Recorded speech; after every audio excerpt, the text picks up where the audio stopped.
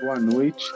Nós estamos hoje aqui com Fernando Moreira Reis, que é advogado, mestre em Direito Constitucional pela Universidade Federal Fluminense e doutorando em Ciências Jurídicas e Sociais pelo Programa de Pós-Graduação em Sociologia e Direito da UF e membro do Laboratório LADER. Eu passo a palavra agora para que ele possa falar sobre a pesquisa que ele tem desenvolvido do doutorado, chamada Configurações Formais Materiais do Direito à Defesa no Processo Penal, uma análise da assistência jurídica criminal no Rio de Janeiro. E passo a palavra para você, Fernando. Pedro, obrigado. Bom, é uma alegria estar falando hoje sobre o meu tema, né, de pesquisa no doutorado. Essa é uma pesquisa ainda em desenvolvimento, né, então eu vou falar um pouquinho de como eu cheguei até aqui, do status atual da pesquisa, né. Bom, essa pesquisa busca examinar essencialmente as repercussões que determinadas formas, determinadas práticas de defesa, especialmente empregadas no contexto da assistência jurídica criminal, né, aos necessitados, né, prestado pela Defensoria Pública, um certo conjunto de práticas que são práticas de defesa estritamente formal. E que tipo de repercussões essas práticas de defesa estritamente formal têm para os assistidos em geral, né? Ao longo da minha trajetória, tanto como profissional, mas também na minha trajetória de pesquisa, né, tanto minha trajetória profissional como advogado, como minha trajetória como pesquisador, é, sempre me despertou certa curiosidade, uma certa preocupação, é algo que eu percebi nas defesas criminais em geral prestadas pela Defensoria Pública, que é o emprego de petições que são basicamente petições formulárias. A gente verifica isso com bastante frequência, e são petições caracterizadas por testemunhas que são fictícias, a ausência de uma discussão efetiva, de um debate efetivo sobre os fatos, né? E sempre me preocupou, assim, se esse tipo de defesa tinha algum significado, algum sentido do ponto de vista da pessoa que está sendo acusada, né? Que tipo de consequências benéficas essa defesa traz para quem está sendo acusado. Então, essa primeira preocupação me levou, no, no início de 2018, a fazer uma pesquisa com os meus alunos de graduação, primeiro, é, e depois eu apresentei esse projeto no âmbito do programa de Sociologia e Direito da UF, e é o que eu venho trabalhando hoje. Né? No correr desse processo, né, a gente começou a perceber que existe uma grande discussão acadêmica com o direito de acesso à justiça, né, com o direito de as pessoas terem acesso à justiça, né, o que se caracteriza por ter um defensor público remunerado pelo Estado para defendê-lo nos processos criminais, mas há nenhuma ou muito pouca discussão sobre a efetividade desse direito no Brasil, né? Há uma clássica distinção no direito processual, né, entre o chamado substantivo do process of law e o chamado formal ou process of law, ou simplesmente do process of law, né, que seria as duas dimensões do mesmo princípio, do devido processo legal. Geralmente, se discute do ponto de vista dogmático, né, da doutrina do direito, que o devido processo legal ele precisa ser caracterizado pela existência tanto de um defensor, né, que materializa ali a defesa técnica, mas também por um direito que seja efetivo. Bom, isso é o que está na teoria, né? Porque quando a gente vai olhar para a prática processual penal, muitas vezes os processos correm com apenas uma defesa formal, né? Então, você vê que as pessoas são condenadas sem que haja esgotamento das instâncias, que as pessoas são condenadas sem que se produza um mínimo de prova contrária à pretensão do Ministério Público, né? Então, essas verificações que eu venho fazendo me levaram a refletir sobre qual é o sentido, qual é o significado social do direito de defesa, né? Especialmente aos mais necessitados. Daí que a minha hipótese, né, minha questão que eu pretendo demonstrar é se o meu problema, né, de pesquisa, se esse direito de defesa, que é tão somente formal em muitos casos, né, do ponto de vista empírico, concreto, tão somente formal, ele, ao revés de ser efetivamente um direito do acusado, acaba sendo apenas uma forma de legitimar uma condenação, configurando a legitimidade, sob um ângulo formal, de um processo que, na prática, não fornece qualquer contraditório efetivo. Né? Então, partindo da, da criminologia, eu estou tentando verificar se, em verdade, esse direito de defesa, tal como ele se manifesta nesse conjunto de práticas de defesa, não constitui efetivamente uma estratégia de criminalização de pessoas mais pobres, né? Como talvez essa estratégia se associe a uma política pública que é propositadamente deficiente, né? Porque permite que algumas pessoas tenham uma defesa de menor efetividade ou que promova um desempenho insuficiente. Então, hoje, eu estou fazendo uma análise quantitativa, eu selecionei processos criminais que tramitam na capital no ano de 2015, que deram entrada, né, que foram iniciados no ano de 2015, hoje eu tenho esses dados, e eu estou analisando os processos criminais, esses processos criminais, para tentar verificar se existe alguma correlação entre essas práticas de defesa tão somente formais e o desfecho do processo, né, para ver se, de fato, uma defesa, a falta de uma contradição, uma contrariedade efetiva dos fatos, a falta de indicação de provas de defesa, a falta de esgotamento dos recursos, se isso leva ou não a um desfecho mais desfavorável para os acusados em geral. Os dados ainda são muito preliminares.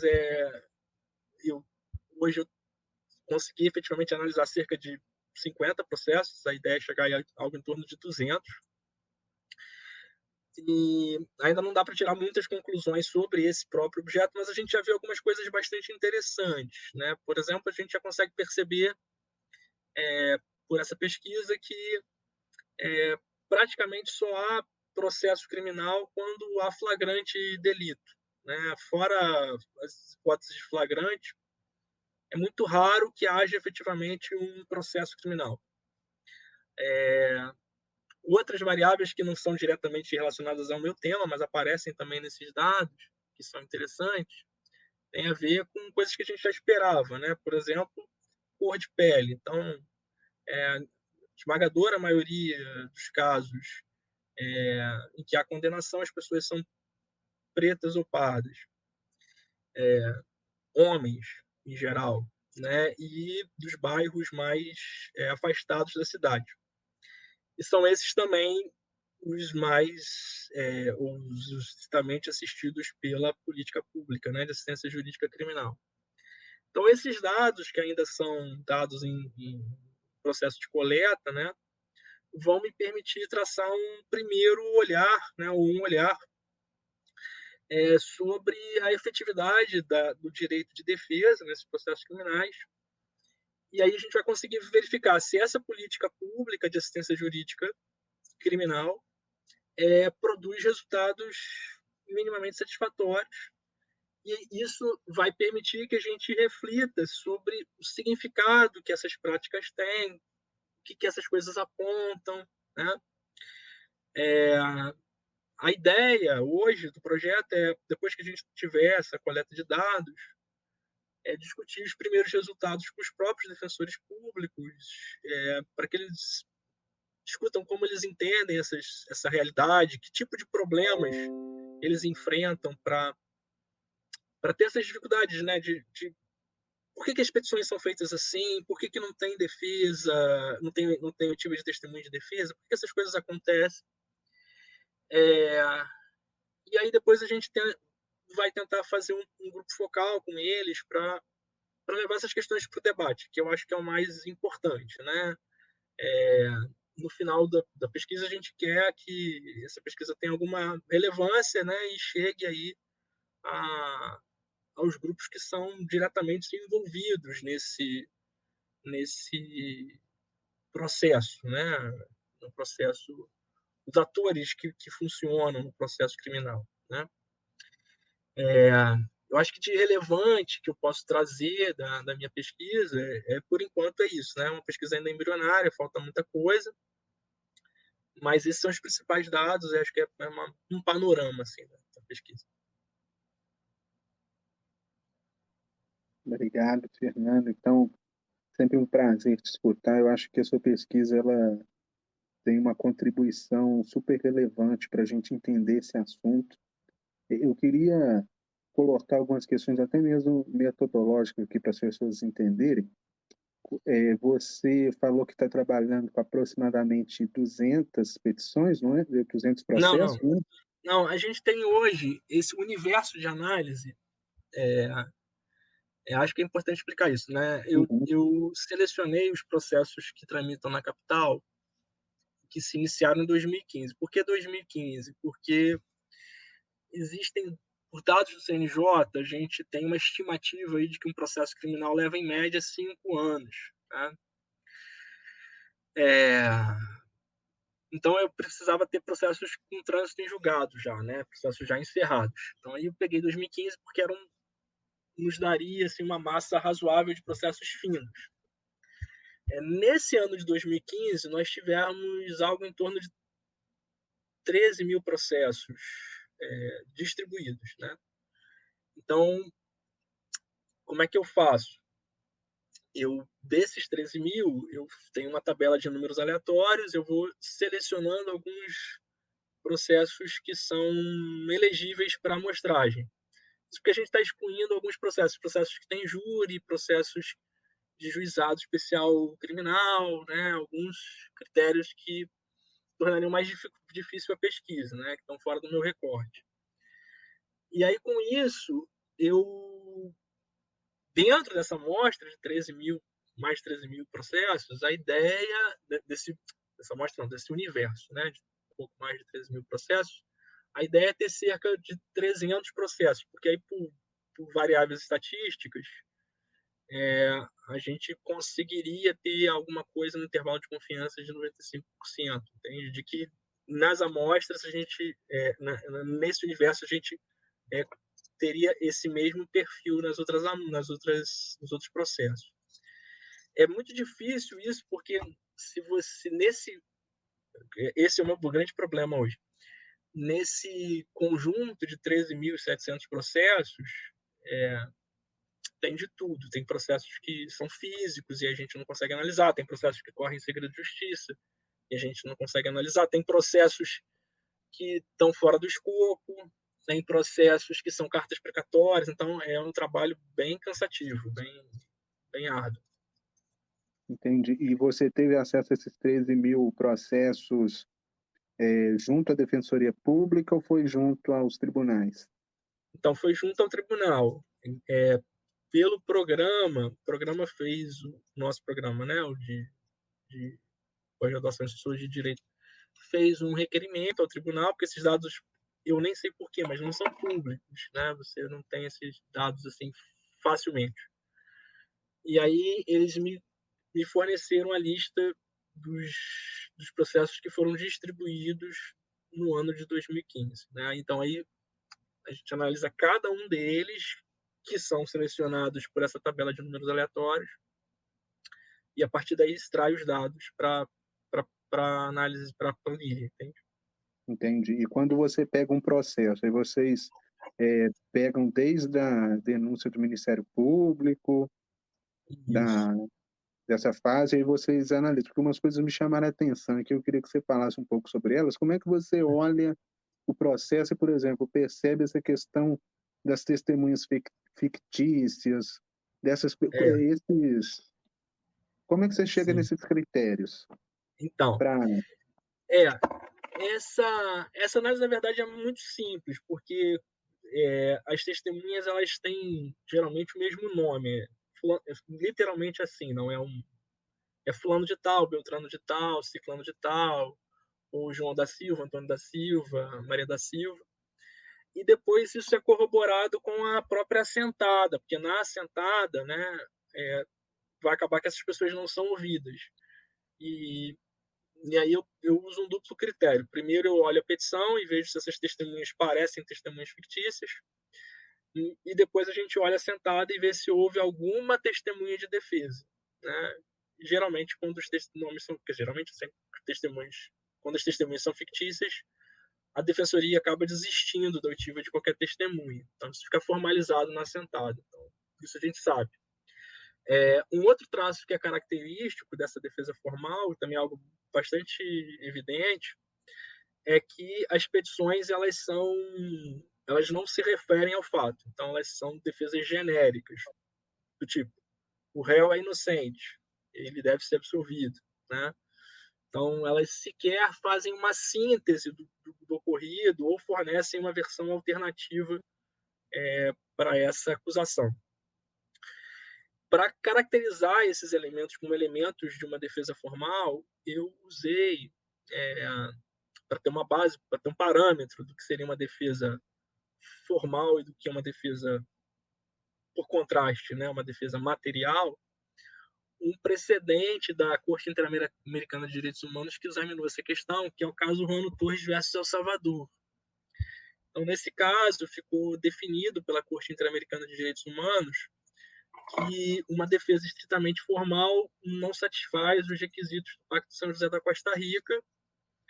E, nesse momento, a Corte Interamericana acabou definindo o que seriam os elementos que caracterizam essa defesa formal, apenas formal, simplesmente formal. E aí lá tem a ausência de produção mínima de provas, inatividade argumentativa em prol dos interesses arguídos, falta de utilização dos recursos adequados. Né? Então, desses parâmetros do precedente Juan Torres versus Santa Salvador, eu acabei extraindo essas, essas características e, com isso, eu faço análise desse universo de processos.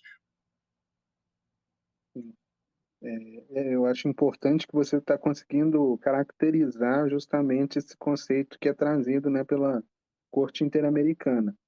Aí eu vou até trazer aqui a pergunta da Juliana. Além das peças, você trabalha com a questão das audiências e é possível você já conseguiu observar alguma influência disso na conclusão do processo? Então, hoje o universo é muito pequeno ainda, né, de processos já compilados, é muito pequeno. A gente acaba, das audiências, como os processos são eletrônicos, já nessa época as audiências eram gravadas, então elas não eram registradas por escrito, tá? Então, o que eu tenho, assim, é uma análise mais objetiva. Então, eu vejo se houve oitiva de testemunha de defesa, se houve oitiva de testemunha de acusação, né? Sempre há oitiva de testemunha de acusação e raramente há oitiva de testemunha de defesa. O que falta para a gente fazer essa comparação é um volume maior de processos, porque a esmagadora maioria de processos são processos patrocinados pela Defensoria Pública. Então, para fazer essa comparação, eu preciso de um universo maior, para saber se efetivamente isso tem impacto. Por isso que a gente deve chegar a isso, depende também da frequência, né, disso. A gente deve chegar a cerca de 200 processos, 200 ou 300 processos analisados. Entendi. E você chegou a ter acesso às gravações ou ata? Como é que foi isso? Não, as gravações elas não ficam disponíveis, né? As gravações elas são registradas em mídias e aí você só tem acesso quando você faz um requerimento mesmo ao cartório. Por enquanto, eu não pretendo fazer uma análise dessas mídias, por uma questão mesmo de tempo, tá? Não descarto fazer isso, mas aí de uma outra maneira, assim, talvez com processos que sejam mais curiosos, que sejam mais de interesse, né? Processos que tenham uma necessidade de um estudo de caso mais detalhado.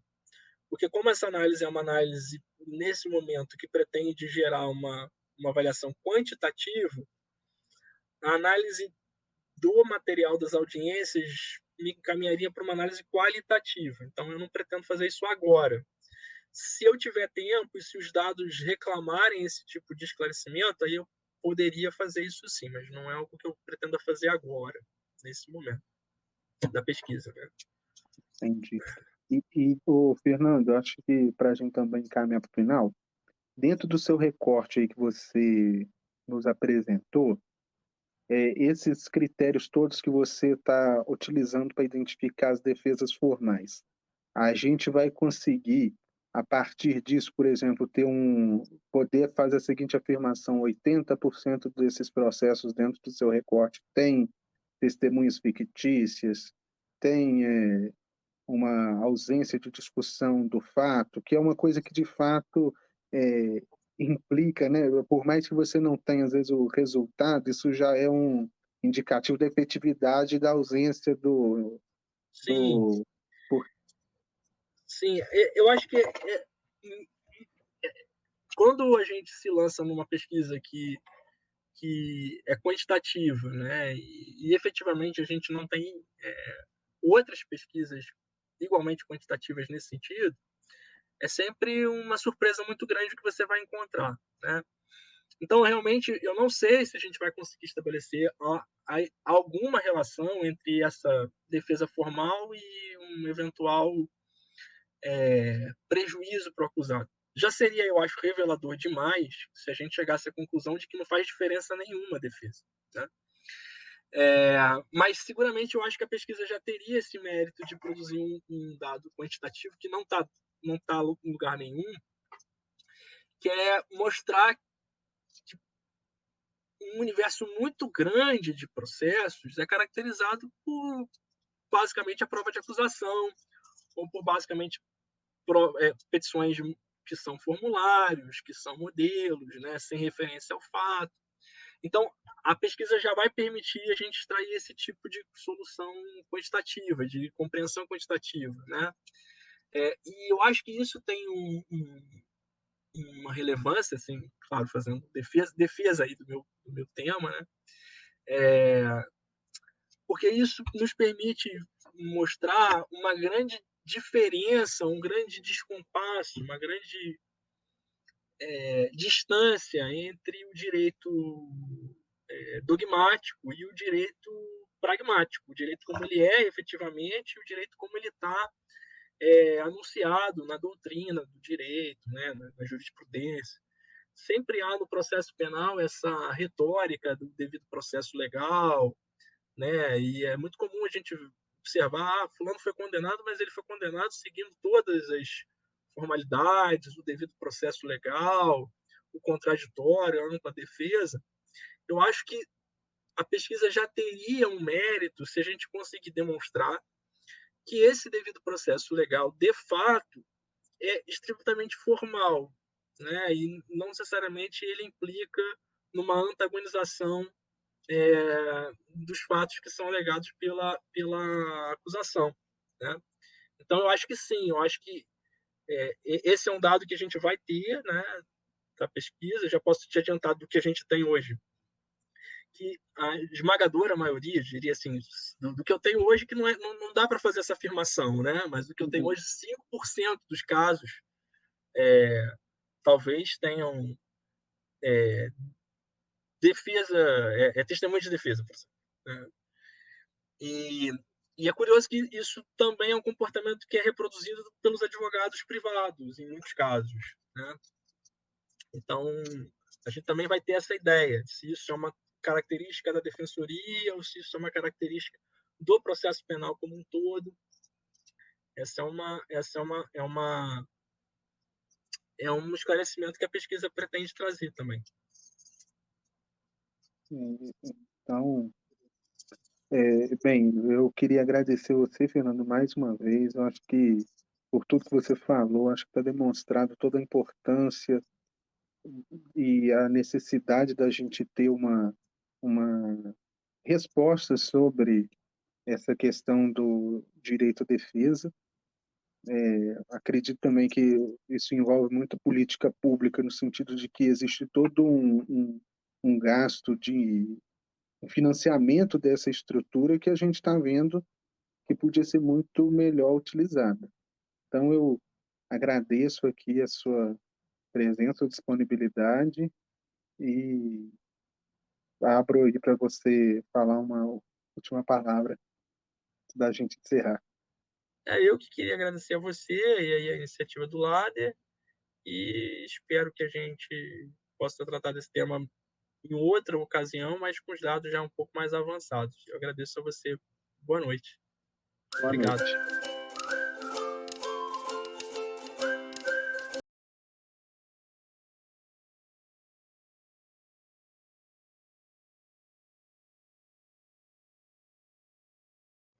Boa tarde a todos e todas. Hoje nós vamos dar continuidade a mais uma apresentação da Semana de Integração do LADER. E hoje nós estamos aqui com o Guilherme Emanuel Lanzelotti, que é procurador do município de Maceió, mestre em Direito Público pela Universidade Federal de Alagoas e doutorando do programa de pós-graduação em Sociologia e Direito, além, claro, de pesquisador do LADER. O Guilherme vai falar um pouco hoje da sua pesquisa. Então é isso, Guilherme. Pode falar da sua pesquisa, passo a palavra para você. Certo. Bom, boa tarde a todos. Eu pesquiso na área da saúde desde a época do mestrado.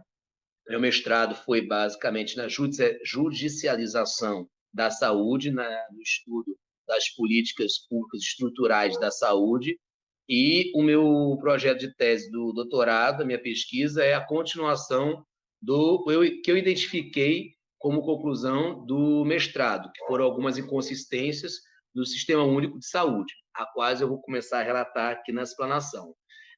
O tema é a busca por modelo eficiente de financiamento de ações, serviços públicos de saúde é um Estado social-democrático em crise. Eu originariamente pensei em melhor modelo, mas o melhor fica um termo muito subjetivo. Então, a ideia seria mesmo de ser um modelo eficiente, que traz eficiência no financiamento e, consequentemente, na prestação das ações e serviços públicos de saúde. E no Estado democrático, nós não vemos Estado social, nós temos, na realidade, eu coloquei inicialmente Estado social democrático, mas temos Estado democrático, no qual nós temos não temos o Estado de bem-estar social, mas nós temos uma carga normativa grande que tutela os direitos sociais na Constituição, na Constituição Brasileira de 88. Então, assim, o objetivo principal do meu trabalho é eleger, né, o melhor modelo, um modelo mais eficiente de financiamento de ações e serviços públicos de saúde para o Brasil, que garanta o acesso e atendimento efetivo aos usuários do sistema na ponta. O que quer dizer isso na ponta? Na ponta é a porta de entrada do Sistema Único de Saúde, do SUS, que basicamente é nos municípios, através das unidades básicas de saúde e também das unidades pronto atendimento, em que estão assim instaladas na maioria dos municípios. Justifica-se o projeto de pesquisa devido a falhas estruturais na própria política pública sanitária. e principalmente na repartição de competências entre os entes federativos que causam ruídos na estruturação dos órgãos e entidades responsáveis em garantir esse acesso aos usuários. Ou seja, quando eu falo de falhas estruturais na própria estrutura da política pública e na repartição das competências, porque a Constituição prevê que o direito à saúde é dever de todos, é direito de todos, melhor dizendo, e dever do Estado, lato sensu. Mas o Estado, né, ele é composto pela União Federal, Estados, Distrito Federal e municípios. E a Lei Orgânica do SUS, ela vai tratando uma repartição de competências de acordo com a complexidade do tratamento. Por exemplo, os municípios, que são, né, os entes menores, em termos, inclusive, até de arrecadatórios, eles são responsáveis pela atenção básica em saúde. Os estados pela atenção intermediária e a União Federal pela atenção avançada, especializada. Quais seriam esses problemas estruturais, essas inconsistências que eu verifiquei no mestrado, que eu levanto aqui para o doutorado para discussão, para poder tentar alcançar um modelo que consiga, ao menos, amenizar ou resolver a questão estrutural sanitária.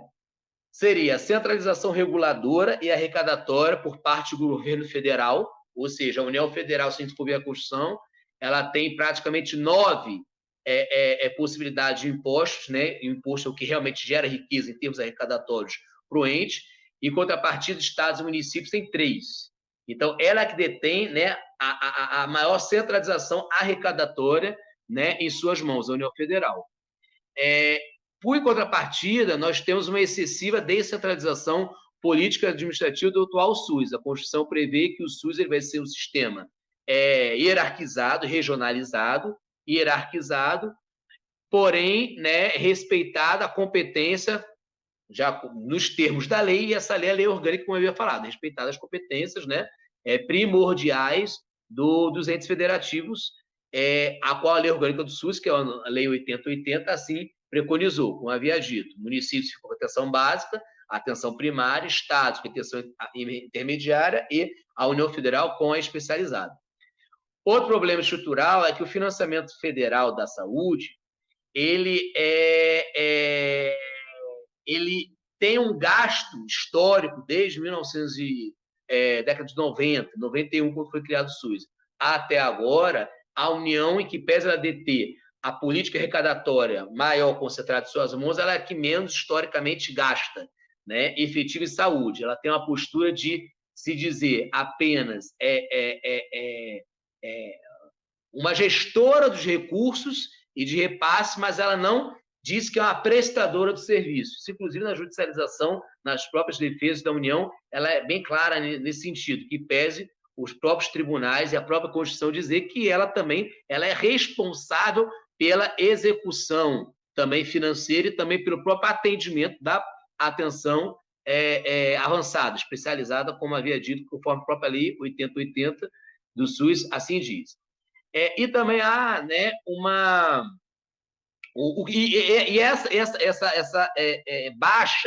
essa baixa histórica de execução financeira da saúde sobrecarrega os entes da ponta, principalmente, né, os estados, principalmente os municípios, que ficam, né, na ponta do sistema. O que ocorre na prática, para o pessoal que não é da área entender? O município ele tem que atender, em tese, a atenção básica. A atenção básica seria, né, da prevenção em saúde, a parte também pediátrica e a parte de prevenção em saúde.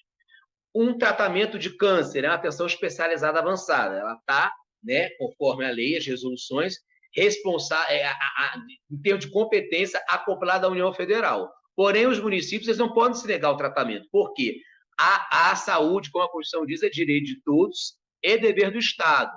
É uma obrigação solidária. O município tem que reaver o custo da União.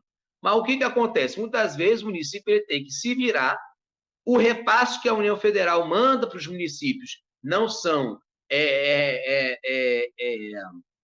satisfatórios no tratamento do câncer, que é um exemplo clássico que ocorre na maioria do Brasil, e o município ele tem que dispor de recurso próprio para um tratamento ao qual ele, né, legalmente não recebe para tal e também não tem a expertise material para tal, porque, de acordo com a lei, ele se organizou para atender a atenção básica e não a atenção especializada. Isso ocorre, né? O município ele não vai conseguir, ele vai acabar negando o atendimento ou postergando o atendimento e causa uma judicialização excessiva que acaba causando essas inconsistências aí no sistema também. Não só do próprio atendimento, mas também da compensação financeira entre os entes, né? E eles acabam onerando ainda mais os municípios e estados nisso, que deveriam estar empregando as suas verbas na sua competência. Esse é os problemas estruturais que eu verifiquei e que eu pretendo trabalhar. Então, esse aumento da judicialização tem apontado possíveis inconsistências no SUS, né, que é a minha hipótese, de que há uma centralização arrecadatória grande na União, há uma execução financeira baixa com relação aos estados e municípios, né, por parte da União, que causa uma má prestação de serviço, um déficit, né, no atendimento na ponta, e sobrecarrega na ponta dos estados e municípios. Se respeitasse, né, até pela interpretação dos tribunais, essa repartição de competências, a princípio não teria tantas iniquidades, né, presentes no sistema. A ideia, né, o que eu pesquisei até agora, o meu objetivo principal, né, seria isso, seria o melhor modelo eficiente, né? A ideia seria como eu buscaria essas variáveis, né? A minha problemática, antes de entrar nas variáveis de como, né, perseguir o objetivo, a problemática seria qual seria o melhor modelo de financiamento de ações, no caso, mais eficiente, né, de atendimento à ponta, né, de financiamento de ações e serviços públicos de saúde para que concretize o direito social, né, no caso a saúde, né, e tenha, né, os usuários do sistema tenham esse acesso na ponta do sistema.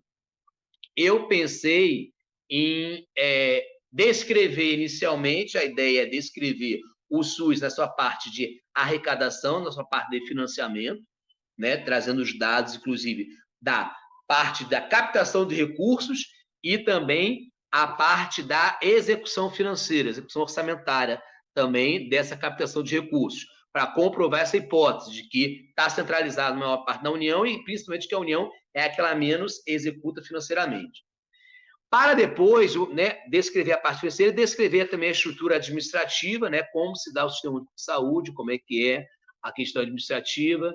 Ele é composto pelo Ministério da Saúde, né, tem a Anvisa, que é a agência reguladora, né, que tem a grande impacto, né, nas políticas públicas sanitárias, né, sendo incorporadas, tem as comissões, a Conitec, tem também a Secretaria de Saúde, Secretarias Municipais de Saúde, e nas pontas do sistema, tanto as secretarias municipais quanto as secretarias estaduais, tem as unidades básicas de saúde e as unidades de pronto atendimento. Fora os hospitais gerais, que, em sua maior parte, ficam a cargo, né, dos estados e até da União, que fazem parte da estrutura da atenção especializada. Enquanto a atenção básica, a unidade básica de saúde, até a unidade de pronto atendimento, ela já teria uma estrutura mínima de atendimento ali para os usuários. Minha ideia é descrever também essa parte, essa estruturação administrativa, essa descentralização administrativa, e também, após, verificar, né, quais seriam os indicadores que eu elegeria, né, para pesquisar no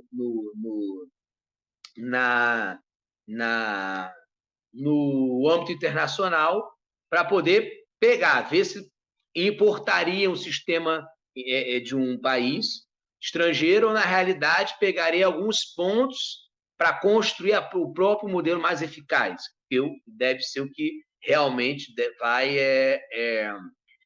talvez seja o mais palatável. Então, assim, os objetivos, antes de chegar nos indicadores, seria delinear, né, a descentralização, os objetivos específicos, delinear a descentralização administrativa e de financiamento do sistema, e investigar essas inconsistências administrativas e financeiras presentes na descentralização, principalmente, né, o atendimento à ponta, que vai ter a sobrecarga nos municípios, apurar as influências do mercado através da saúde suplementar no financiamento do sistema, porque o próprio SUS ele acaba financiando a saúde suplementar através de isenções fiscais a essa questão.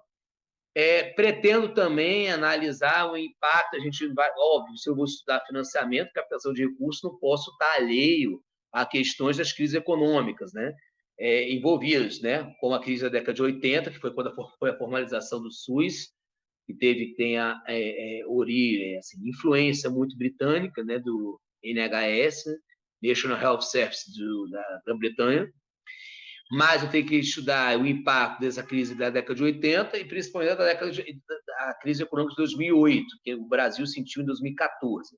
E, atualmente, a crise econômica e sanitária da Covid de 2020. A minha ideia é também trazer, assim, num cenário também de crise, como se daria, né, já adianto pela pesquisa, esse déficit histórico da União, desde a década de 90, ele é persistente. Porém, devido ao agravamento da crise da Covid, a União teve que criar um orçamento da Covid, seria um orçamento paralelo, através de emenda constitucional que foi autorizado pelo parlamento brasileiro, em si gastar mais para conter essa crise. Então, tem que também levar em consideração também o alto gasto, né, autorizado pelo parlamento, né, de passagem, com o enfrentamento da Covid.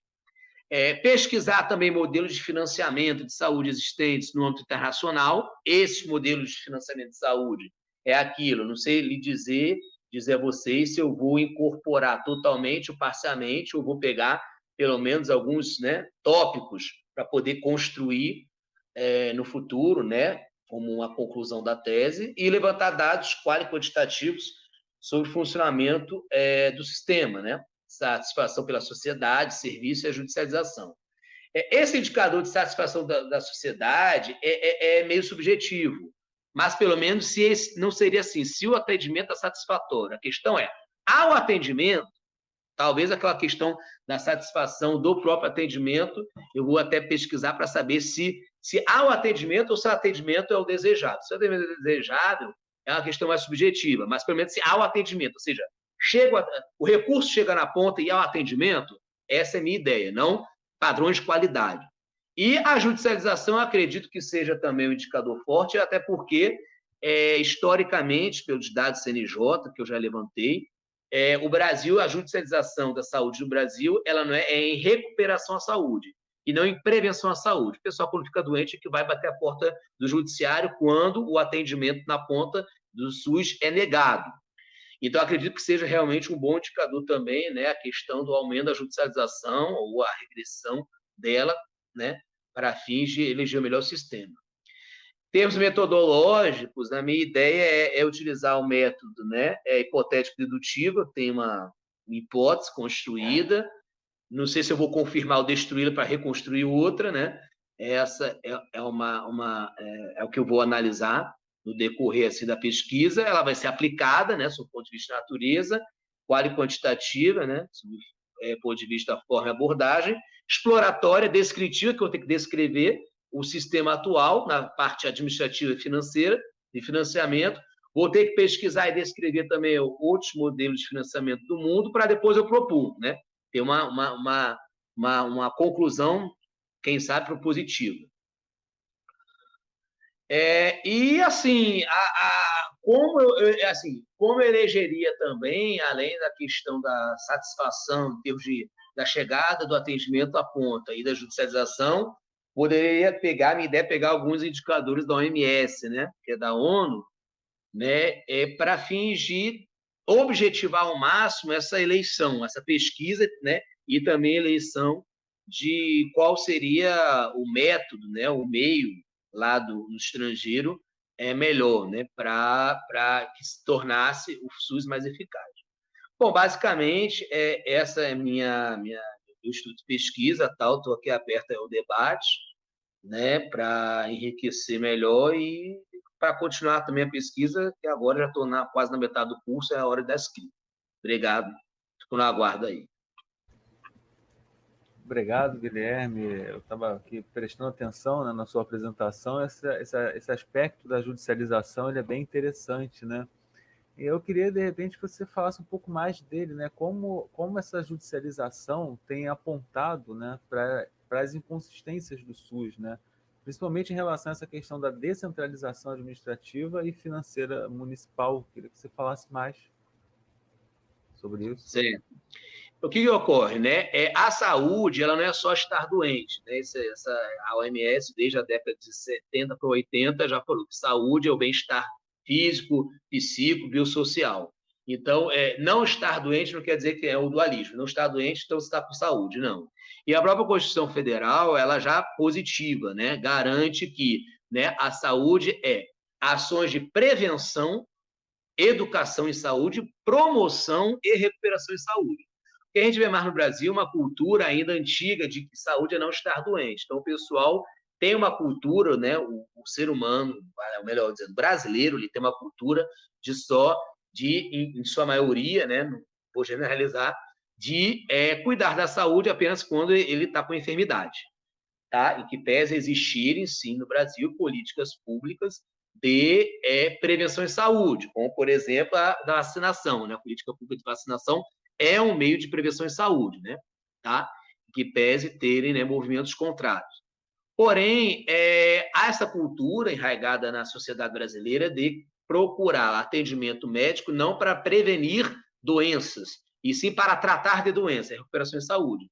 E, pelos dados do CNJ, né, que eu já pesquisei no mestrado e ainda continuo pesquisando, verifica-se que a maior taxa é de judicialização da saúde para recuperação da saúde, não de prevenção. Pouquíssimos são, né, os dados pré-Covid, pouquíssimos são a judicialização de prevenção em saúde. Inclusive, até a própria Covid. A própria Covid, né, nós verificamos ações constitucionais do Supremo para a questão de vacinação, sim, mas não foi um boom que eu possa de ações, inclusive até nos tribunais estaduais, até federais, né, não lá no Supremo, de ações que discutissem a questão da própria vacinação em si, não, da continuação e recuperação. Tanto que, nos dados do CNJ, o top de judicialização na área da saúde, que a saúde é, né, o mundo, mas o item é medicamento. E depois de medicamento, você vai ver ali cirurgias e exames, mas o mais destacado é medicamento, ou seja, medicamento para tratamento de recuperação, não seria nem o medicamento preventivo, tá? Seria o medicamento para tratamento de recuperação. Então, o que ocorre, né? Com isso, muitas das vezes, a porta de entrada do SUS são os municípios, são as unidades básicas de saúde, os postos de saúde. E a partir dali é que vai ser direcionado pelo tratamento que a pessoa está com a enfermidade. Se na realidade é atenção básica, se é uma simples gripe, se é um simples, ou se é uma questão mais avançada, né? Como ortopedia, cardiologia, né? Oncologia, né? O que tem mais acoimado, né? Os pronto-socorros. Então, o que ocorre? Há isso, e o município ele não tem a estrutura, ele não recebe nem recurso, e nem recurso próprio dele mesmo, e nem expertise administrativa de atender coisas, atenção especializada, ou seja, áreas às quais a lei não garantiu. Só que ele não pode negar o tratamento. Assim como o Estado é intermediário, né, na questão do câncer que é avançado, ele não pode negar o tratamento, mas ele tem que, né, prestar esse atendimento, né, ao usuário do SUS. Então, o que ocorre na questão da judicialização? O usuário, ele tendo negado ou até quando, né, por questão, até não vou dizer também que há uma repartição de competências, né, mas às vezes até o próprio ente, ele não tem como agendar o próprio tratamento, uma própria consulta, um exame, porque muita gente também precisando. Então, às vezes, pela negativa ou pela demora, mesmo sendo função, né, competência do ente, o pessoal judicializa. Quando há a judicialização de uma política pública implementada, tá certo? Ou seja, há política pública para tratamento, tá? Para o atendimento, só que ela foi judicializada porque há uma demora na prestação de serviço. Beleza, é uma questão. Mas o que transforma mesmo o sistema é quando, número 1, não há política pública incorporada, ou quando há política pública, mas o ente competente é outro.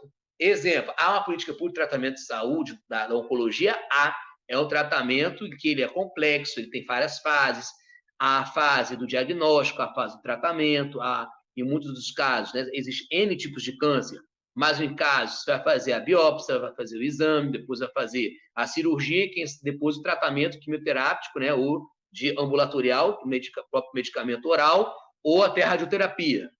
E vai ter o acompanhamento. Então, ele é complexo. Só que estados e municípios eles não estão preparados financeiramente e nem materialmente para tal, porque assim não era a competência deles. E a União Federal, por outro lado, que é da competência dela, diz que ela é uma gestora de recursos. Ela gere o sistema, ela traz as diretrizes, né, nacionais da política pública, mas quem vai atender é estados e municípios. O Judiciário já se deparou com essas questões e já analisou, né, em 2019, o Supremo Tribunal Federal amenizou, em tese, essas discussões de competência. O que ele basicamente disse? Disse que, uma vez a política pública não tendo sido incorporada, né, no Brasil, vai caber o que a União Federal decidir, porque é a Anvisa que vai dizer se autoriza ou não, né, a terapia, por exemplo. Então, ficaria a União Federal em cargo disso. Então, qualquer judicialização deveria ir para a União Federal, deveria ser contra a União Federal, até porque a Anvisa ela faz parte, né, do âmbito federal. Com relação à política pública que já está instada, sim, o Supremo decidiu que, na realidade, a saúde é direito de todos, dever do Estado, lato sensu, beleza. Eles são solidários, porém, cabe ao juiz da causa, uma vez judicializado, ele direcionar a tutela, ou seja, a decisão judicial, para o ente que é o competente de acordo com a descentralização administrativa prevista na Lei Orgânica do SUS. Ou seja, a atenção avançada vai ficar com a União Federal, intermediária, estados, né? E básica, municípios. Isso está entre os artigos 7º a 10 da Lei Orgânica do SUS, está bem ali discriminado. Então, assim, óbvio, o juiz ele vai, né, direcionar o cumprimento. O que não quer dizer que, se um ente assim não fizer, o ente que não é responsável, né, melhor dizendo, não é competente, vai deixar de fazer. Não, ele tem que fazer caso o primeiro assim não faça. Mas caso ele arque com o custo de algo, né, do atendimento que não é de sua competência, ele tem direito à compensação financeira, né, a receber o recurso que ele gastou de recurso próprio com aquilo. Então, assim, na realidade, a judicialização ela ocorre devido à recuperação da saúde. Inicialmente, o judiciário ele acabou atropelando, porque ele não fazia, principalmente o juiz de primeiro grau, não fazia uma leitura do que seria, né, a judicialização de uma política pública incorporada pelo Brasil e de uma política pública que ainda não foi incorporada. Ou seja, de um caso, melhor dizendo, que nem é política pública ainda. E jogava isso para qualquer ente fazer. Então, isso realmente gerava, né, distúrbios financeiros e também, lógico, né, de coordenação administrativa para atender. Com essa decisão do Supremo, melhorou. Porém, pelo fato do Supremo ter ainda mantido a solidariedade, há sim ocorrido ruídos. A judicialização ela não baixou, ela ainda continua aumentando e há sim ruídos nessa repartição de competências, né? Porque, assim, no meio da verdade, vai ter que protelar a tutela da vida. Então, se não conseguiu atendimento pela União judicializado, na prática, muitas contas da União são zeradas. Então, vai para o Estado e vai para o município. O município que assim o preste e depois é ele que se ressarça, né, com relação à União. Aí tem aquelas questões, né, processuais, jurídicas, né, envolvidas, como vai ser esse ressarcimento, os próprios autos ou não. Mas quando não há judicialização da política, e quando há judicialização de um tratamento ao qual não há política pública, melhor dizendo. E quando há, porém, né, há uma decisão judicial impondo para um ente que não é competente, vai causar, sim, realmente, ruídos na própria estruturação, tanto financeira quanto administrativa do ente. Perfeito, Guilherme. Você tinha também na sua apresentação falado das falhas estruturais, né?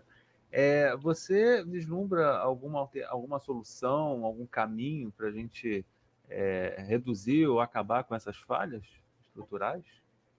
Pois esse é o grande objetivo do trabalho, né? No caso, verificar, eu tenho federalismo centralizador na União Federal, na normatividade, principalmente na questão do financiamento, na arrecadação.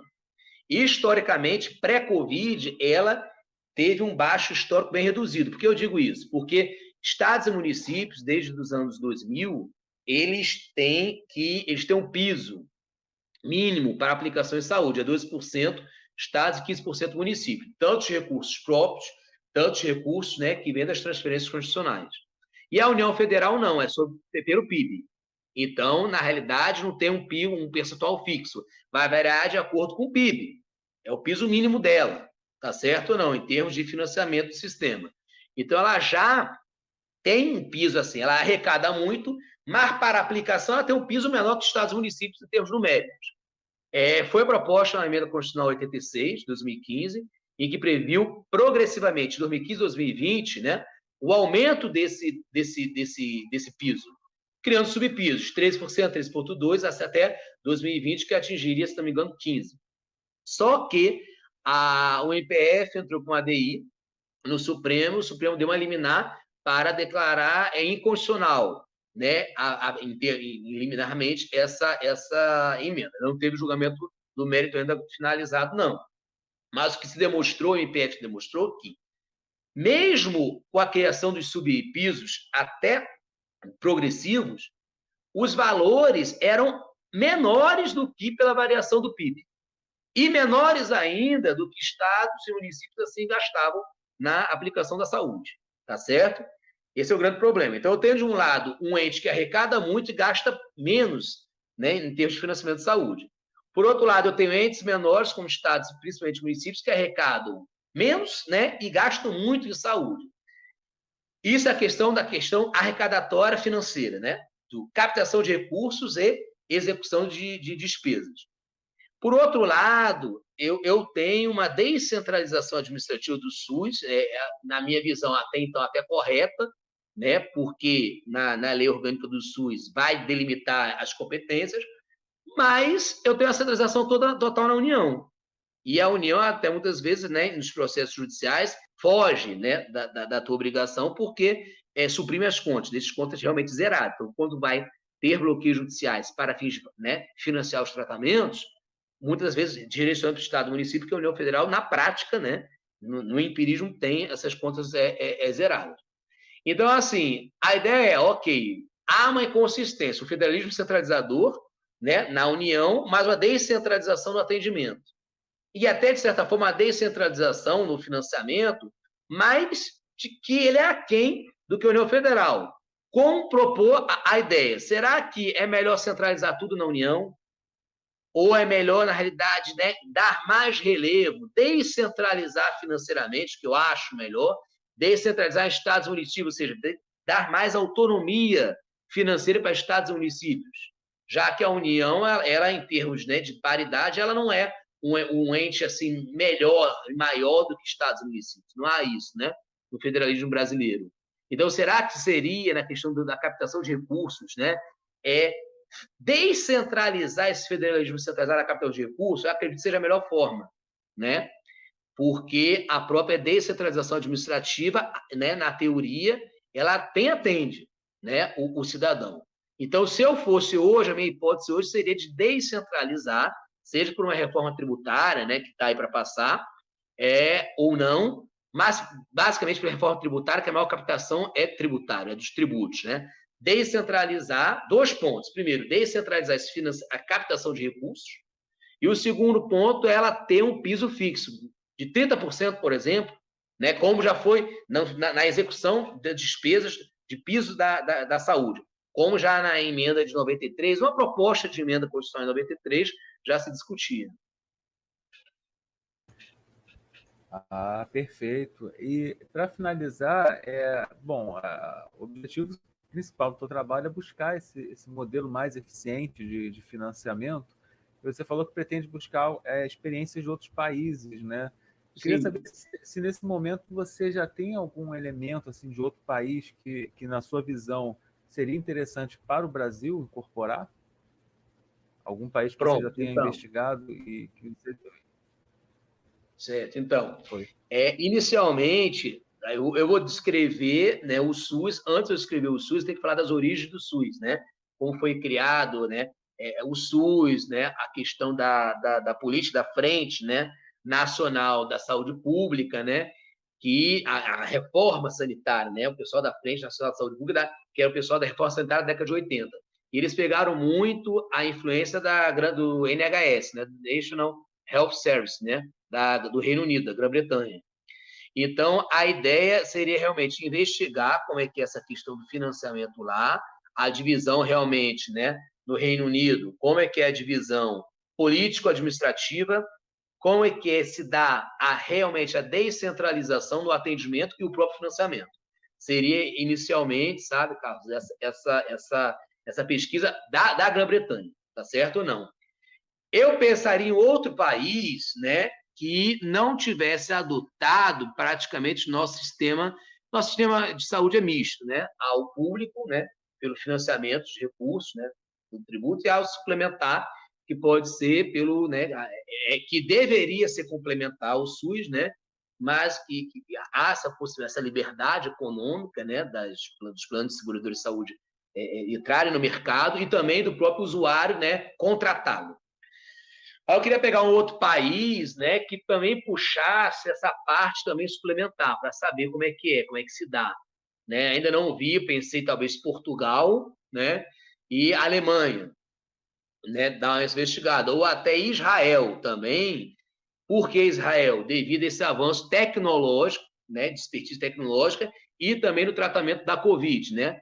Verifiquei que Israel tem muita questão da prevenção em saúde. Então, assim, qual seria talvez o indicador, não o país, mas o indicador que eu seria, né? Eu retorno, seria a questão, né, do centralização / descentralização da captação dos recursos, o emprego, eu capto. Como que é a captação? É centralizada ou descentralizada? Primeiro ponto. E como se dá a execução desse financiamento, dessa captação? Se ela é centralizada ou descentralizada. É um pilar, né? E os outros dois seriam, né? Satisfação da sociedade. Satisfação da sociedade, mas em termos de ter atendimento, não se é um atendimento de qualidade, ou seja, teve atendimento ou não, para não ficar tão subjetivo.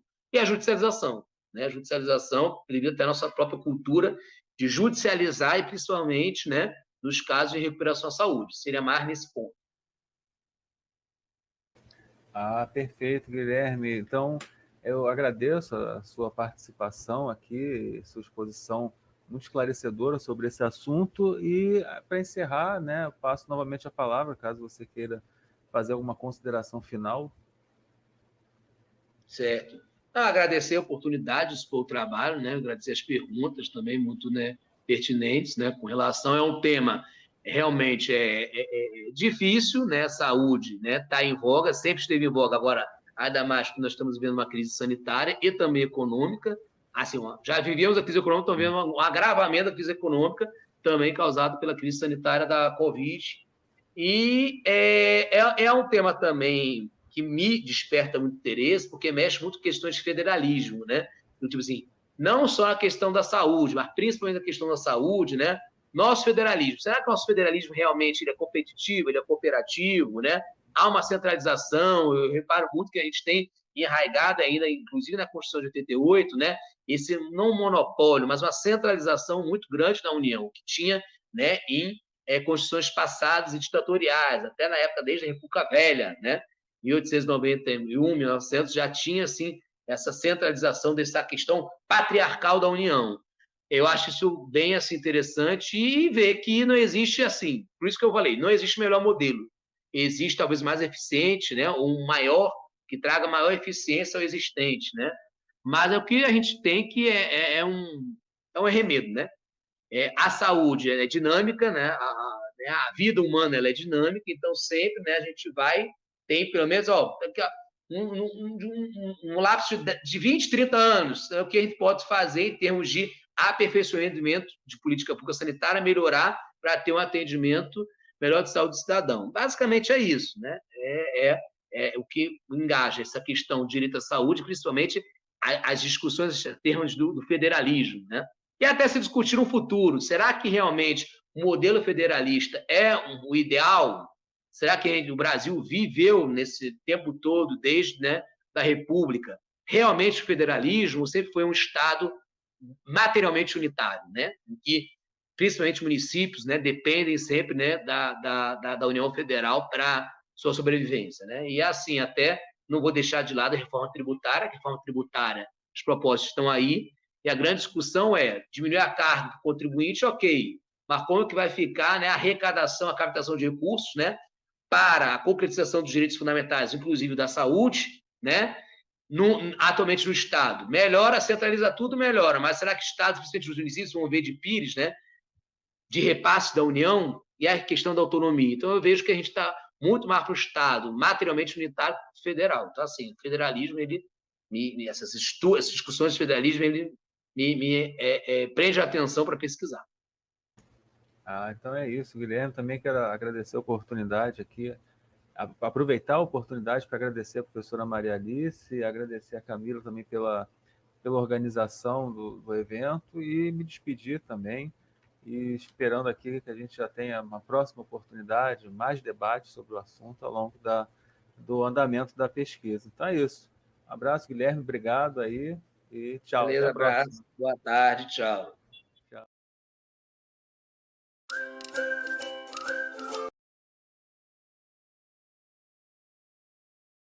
Oliveira Couto, meu colega. Pedro é doutorando em Sociologia e Direito pela Universidade Federal Fluminense, é também graduado e mestre em Direito pela Universidade Federal de Juiz de Fora. E o Pedro está no curso do programa de doutorado tratando do tema da construção da política brasileira de acesso, pesquisa, inovação e desenvolvimento tecnológico relacionado à biodiversidade no século XXI. Então, essa pauta, esse tema, né, da biodiversidade é o tema, né, o objeto dele de pesquisa no doutorado, e hoje a gente está aqui para conversar um pouco sobre esse tema. E aí, Pedro, obrigado pela disponibilidade aí do tempo para a gente ter esse bate-papo, e vamos começar. A gente está ansioso para ouvir você. Obrigado, Fernando. Primeiro, boa noite. Agradeço aí a oportunidade de estar falando aqui hoje. Então, entrando no nosso assunto, o nosso projeto de pesquisa, ele tem como objeto de estudo o processo que originou a lei número 13.123, conhecida como Marco Legal da Biodiversidade, que foi aprovada em 2015, sancionado pela então presidenta Dilma Rousseff. Esse marco legal ele foi originado do projeto de lei 7.735, que foi de autoria do próprio governo federal em 2014, pouco antes do processo sucessório de 2014, e ele alterou drasticamente tudo que a gente tinha relacionado à política de acesso, de pesquisa e de desenvolvimento tecnológico. Então, é importante a gente entender primeiro qual é a biodiversidade que a gente está falando. A gente está falando do patrimônio genético, que é todo o material que é originado de qualquer espécie no Brasil.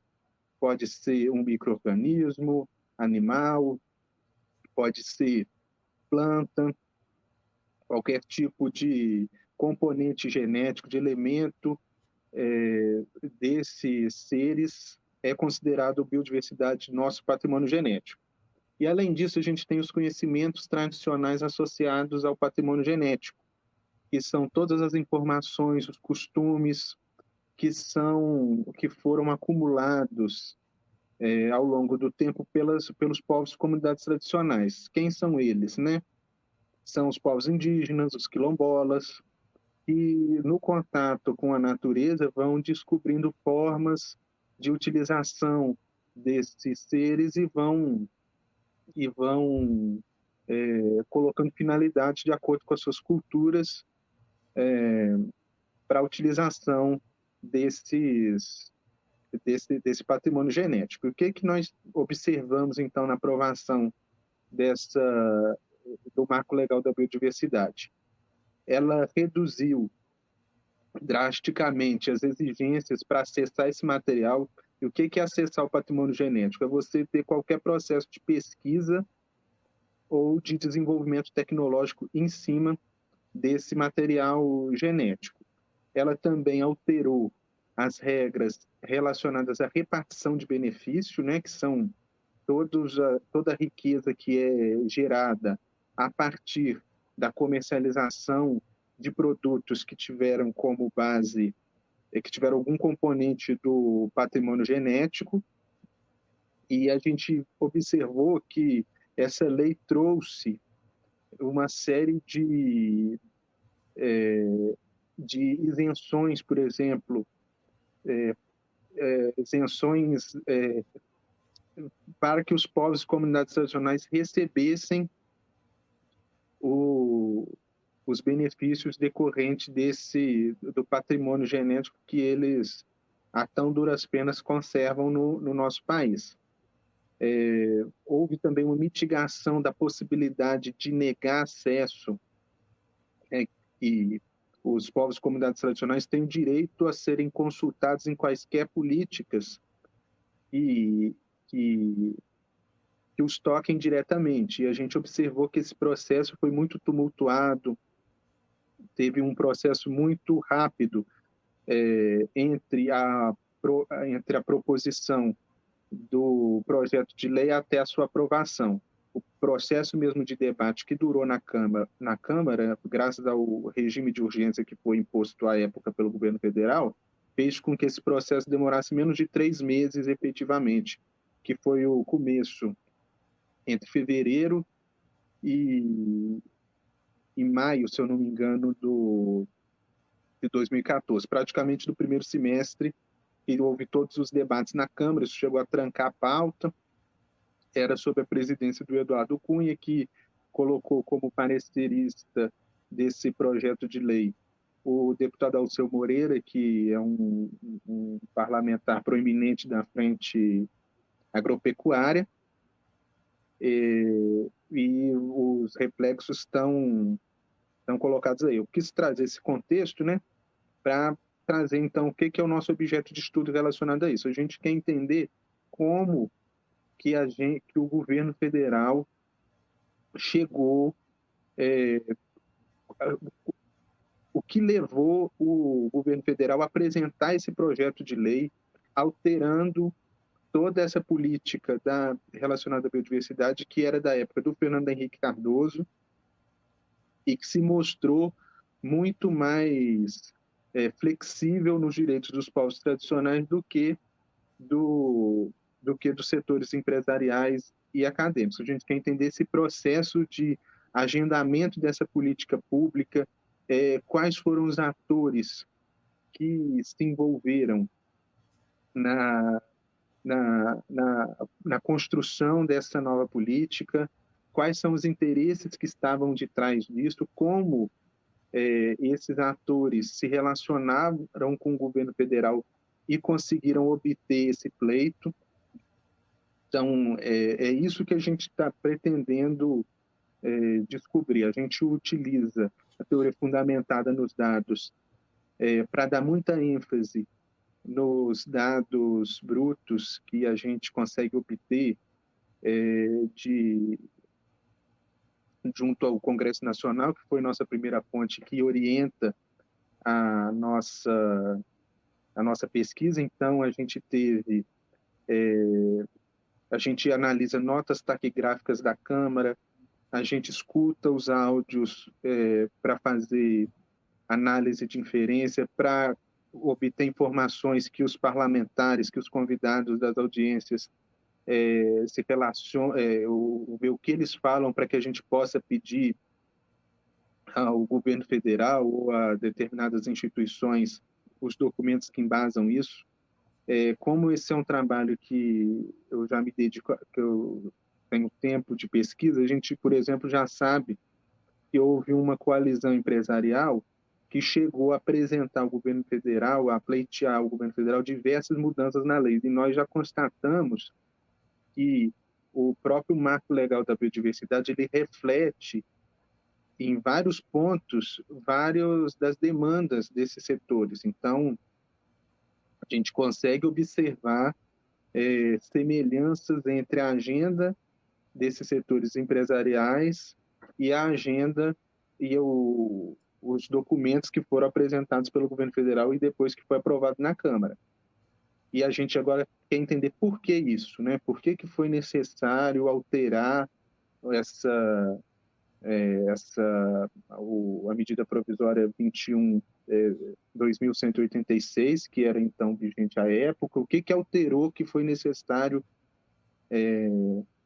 essa demanda. Então, o cerne da nossa pesquisa está relacionado a isso, e só também explicando aqui uma coisa que eu devia ter falado no começo, que é relacionada à importância desse tema para o Brasil.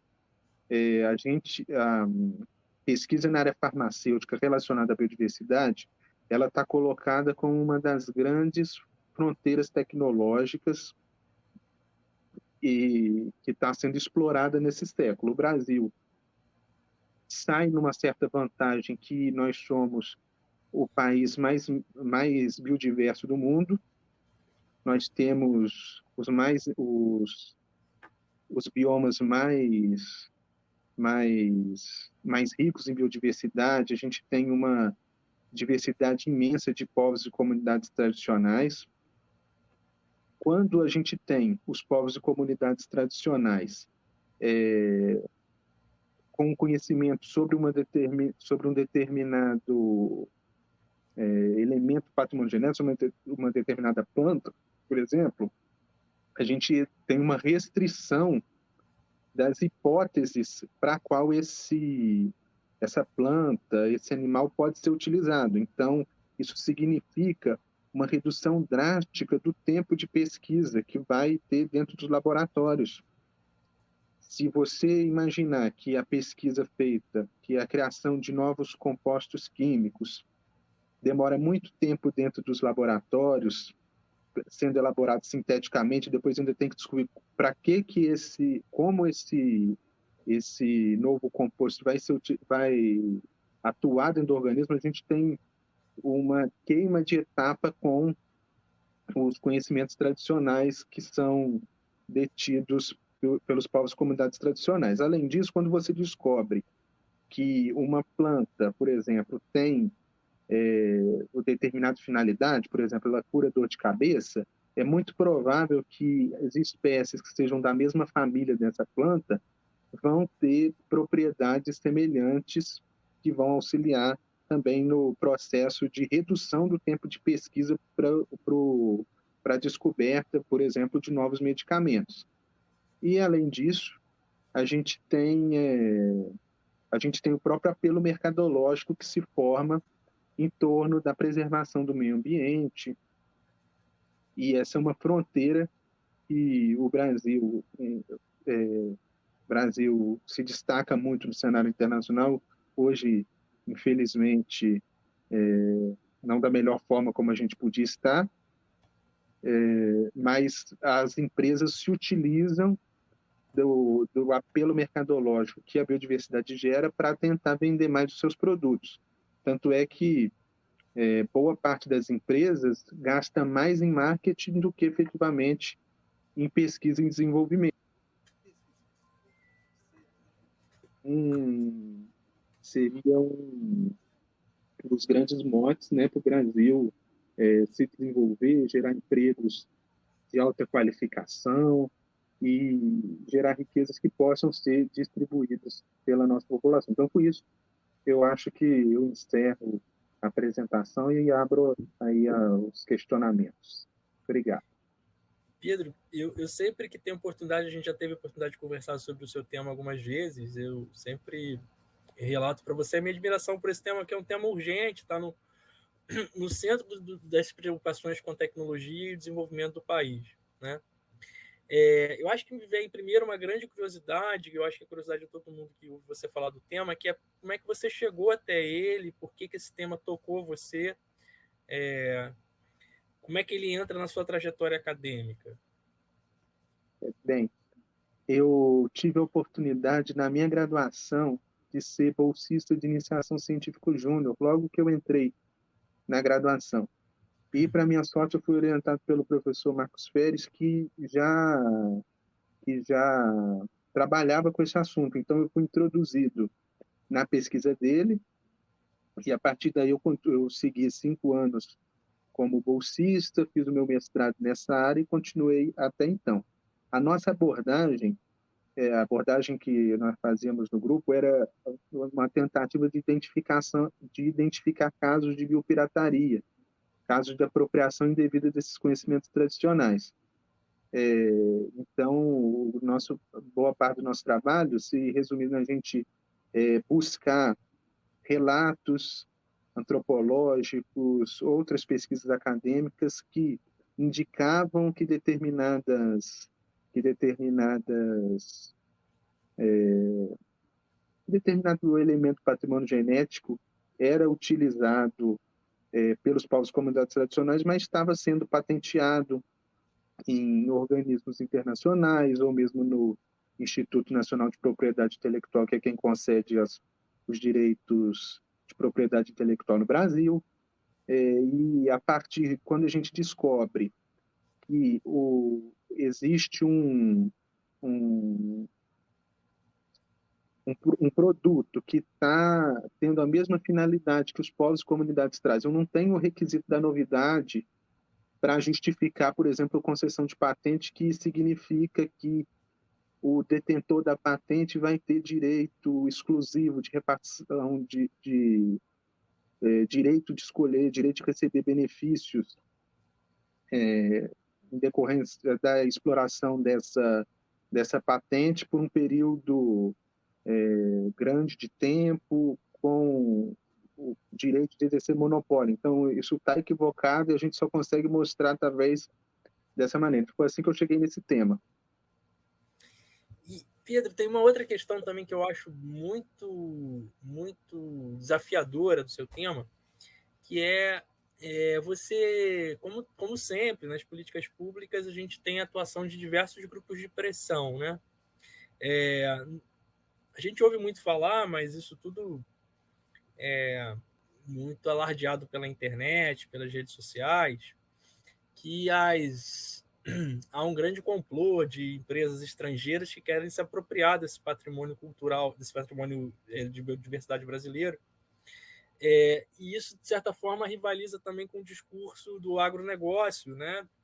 Que quer também isso, mas por outros motivos, porque quer usar ali aquela propriedade, ou quer explorar de forma, às vezes, predatória os recursos naturais. E ainda tem um terceiro e mais frágil, às vezes, acho que essa é uma questão que você deve estar pesquisando aí, né, de grupo de pressão nesse debate, que são os povos tradicionais. E aí, do que você está pesquisando, é isso mesmo? Tem esses interesses internacionais? As comunidades tradicionais têm algum tipo de voz? Essa voz enfim, ela é capaz de produzir algum impacto? Essas primeiras pesquisas que você fez, ou vem fazendo, o que você pode dizer desse conflito aí, desses grupos diferentes? Como eu falei, a gente está num processo ainda de pesquisa, mas o que eu já posso adiantar para você? Eu tenho alguns dados que são extremamente, que dizem por si só, né? A gente teve um período de tramitação desse PL que durou alguns meses e só houve 2 audiências públicas no Senado, sendo que só numa delas que os povos e comunidades, que representantes, que membros desses povos e comunidades tradicionais foram escutados. Então, eu tenho uma questão objetiva aqui. Em todo processo legislativo, a gente só viu esses povos sendo defendido, falando no Congresso Nacional nesse momento. Eu não tenho ainda todos os elementos anteriores à apresentação do projeto de lei. Os setores empresariais também foram, só que eu encontro falas, por exemplo, do parecerista, que se diz que encontrava com eles várias vezes, que que o setor do agronegócio, que o setor das indústrias farmacêuticas e cosméticas foram muito escutados. Ele enaltecia muito isso. Eu tenho fala de parlamentares que dizem isso, não sou eu que estou dizendo. Nossa pesquisa é explicitar essas questões. E a gente sabe que esse movimento começou em 2010, depois que o IBAMA deflagrou 2 operações de combate à biopirataria e acabou multando diversas empresas e universidades. E a partir daí surgiu esse movimento empresarial pela biodiversidade brasileira, que começou a pleitear mudanças na política de biodiversidade. Então, a gente, de fato, observa que essas pessoas conseguem ter mais acesso, esses setores conseguem ter mais acesso ao poder público e conseguem não digo impor suas agendas, porque eu acho que é legítimo que todos os atores coloquem seus interesses e lutem por eles. Mas é um problema quando a gente vê uma disparidade de arma gigantesca, igual a gente está vendo aí, e com reflexos que eu não sei ainda se são possíveis de serem mensurados, né? A gente viu que a lei anterior, ela obrigava, por exemplo, que uma empresa internacional, para explorar a nossa biodiversidade, se associasse com uma instituição nacional. Hoje não temos essa obrigatoriedade mais. Então, assim, eu enxergo isso como um prejuízo aos interesses nacionais, e eu considero isso uma perda de oportunidade para que a gente pudesse ter transferência de tecnologia nesse processo da biodiversidade. Pedro, uma questão dentro ainda dessa colocação que eu te fiz,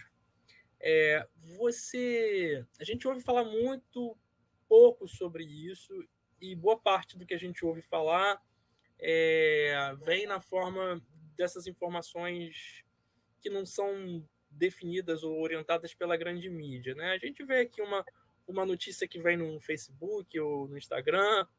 Você acha que falta uma mobilização da mídia em torno dessa questão para que a opinião pública também seja mais esclarecida? Você tem alguma questão assim? Você percebe isso como um pesquisador do tema?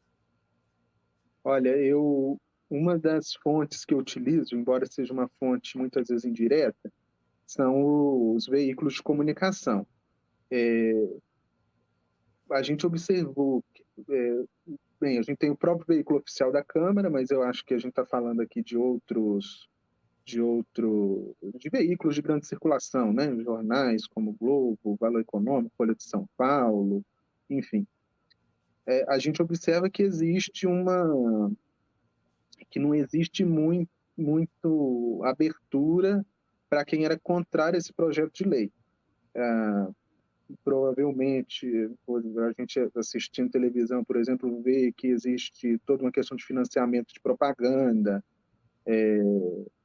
coisas assim. Existe também uma mística em volta de determinados tabus econômicos que eu acho que a imprensa não consegue sair um pouco, né? A gente vê aí que toda essa agenda neoliberal está sendo destruída no mundo, desde os Estados Unidos, que é um país que sempre foi muito forte na defesa do neoliberalismo, hoje parece que não está tão forte lá, mas a gente não vê esse reflexo na empresa. E como essa política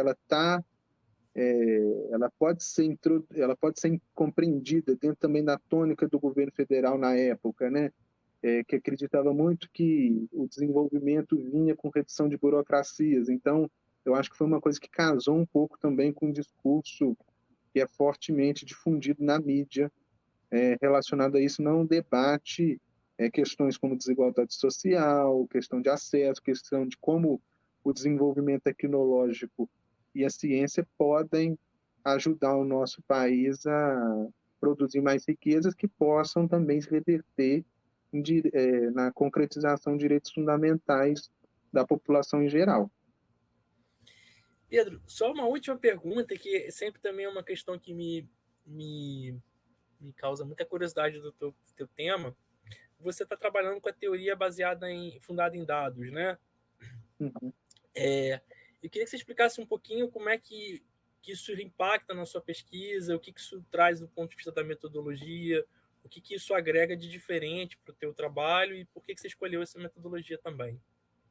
Bem, a teoria fundamentada nos dados, ela existem várias abordagens sobre ela, né? Eu também, ao utilizar ela, eu fiz as minhas adaptações para o meu tema, também uma coisa que a gente sempre está aprendendo, né?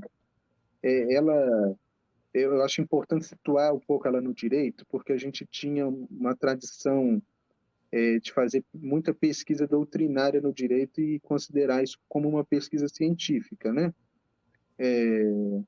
Então, a minha aproximação com a teoria fundamentada nos dados, ela começou com essa tentativa de dar mais como é que eu vou dizer, de somar material empírico fora do direito para uma pesquisa que eu considero que seja jurídica. O que isso quer dizer?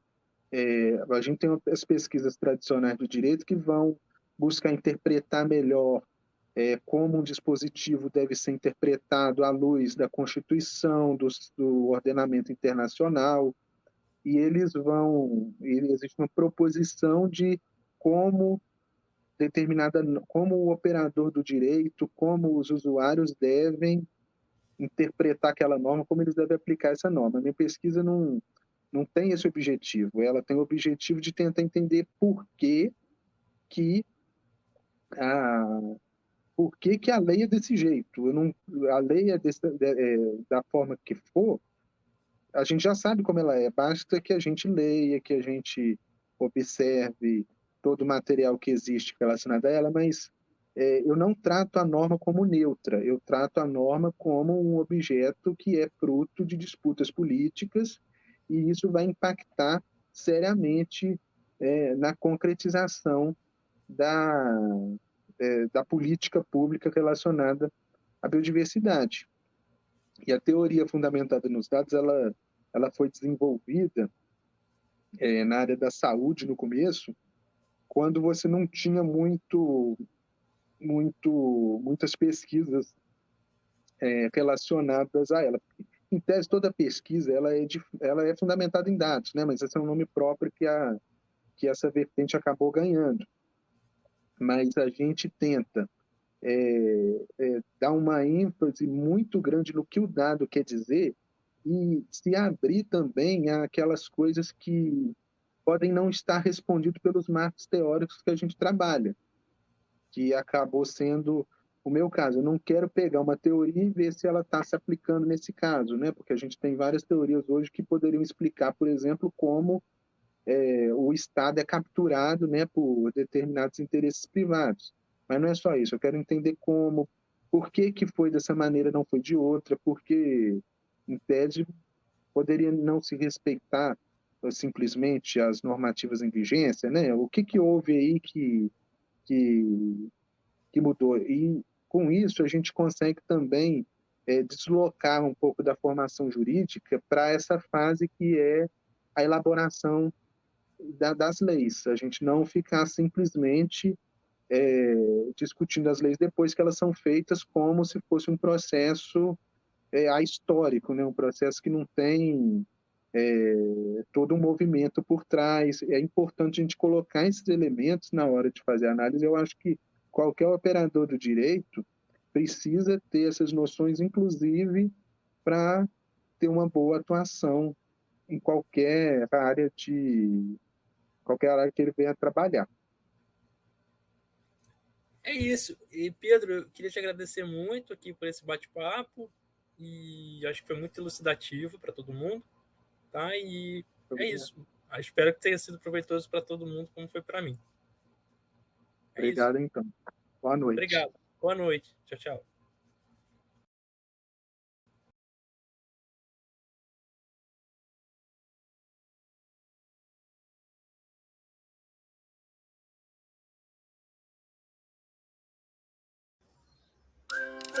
Boa tarde, meu nome é Camila Cordeiro, sou mestranda do PPGSD e pesquisadora LADER.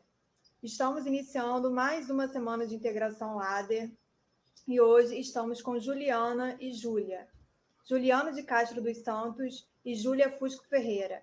Elas são graduandas em Direito pelo Centro Universitário de Volta Redonda, Fundação Oswaldo Aranha e pesquisadoras LADER. Elas vão falar sobre o trabalho delas, intitulado O Ministério Público em uma Perspectiva Comparada, Brasil e Portugal. Passo a palavra a vocês. Obrigada pela participação já em primeira mão. Obrigada, Camila. Já começar agradecendo a oportunidade e a organização desse evento.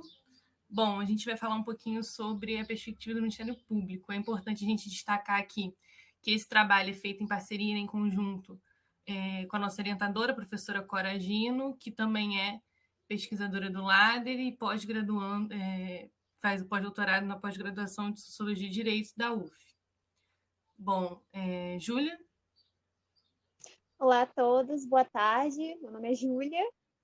Como a Juliana ela disse, nosso trabalho é sobre orientação da professora Cora, pós-graduanda da UF. Nós somos integrantes do LADER e, primeiramente, eu gostaria de agradecer a todos, principalmente ao LADER, a professora Maria Alice, pela oportunidade de estar participando hoje com vocês e com vários pesquisadores excelentes, com temas incríveis. Então, já deixo aqui meu muito obrigada de antemão. Bom, eu acho que no primeiro momento é importante a gente falar um pouco sobre o Ministério Público, né, como um órgão.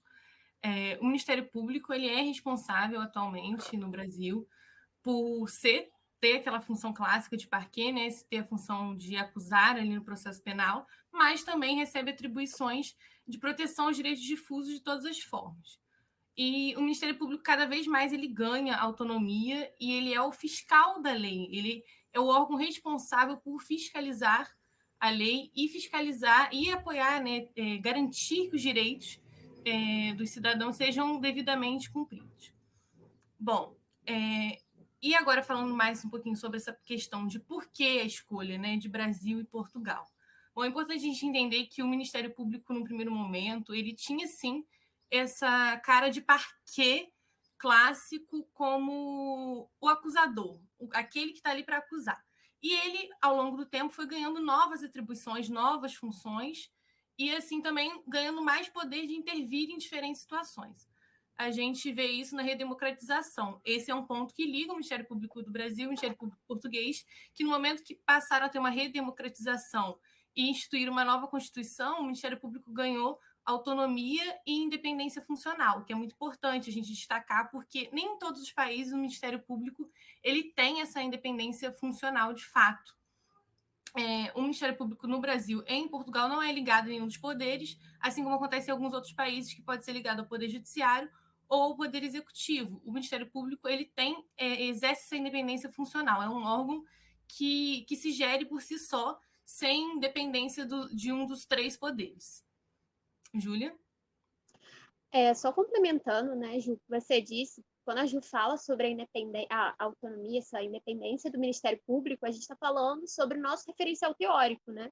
Nós adotamos os modelos de Kert e ele divide o Ministério Público em três modelos, que seria o burocrático, que é quando o Ministério Público ele se encontra ligado a um desses poderes, do Executivo ou do Judiciário, e nesse contexto, né, a gente tem uma ausência, né, no caso, não há nenhuma autonomia, porque há um controle direto por meio do Ministério da Justiça, no caso do exercício, estar ligado ao Poder Executivo.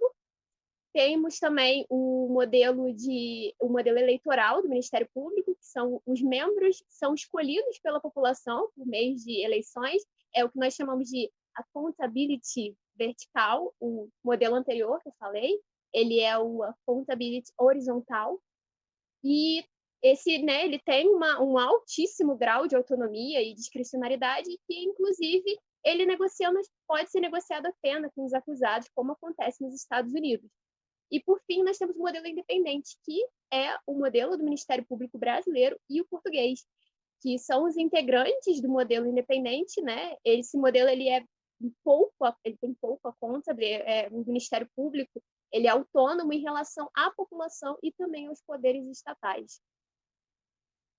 É importante a gente ressaltar que a nossa pesquisa no Ministério Público, Portugal e Brasil, ela também deu origem a uma pesquisa que fizemos recentemente e, inclusive, apresentamos no simpósio do Programa de Pós-Graduação de Sociologia e Direito, da UF, que foi tratando do modelo português, mas no que concerne às sanções. E a gente pretende, né, Juliana, a nossa pesquisa é uma pesquisa ainda com conclusões preliminares, ela não ainda está conclusa, então tudo é muito preliminar, mas pretendemos também tratar a questão disciplinar, né?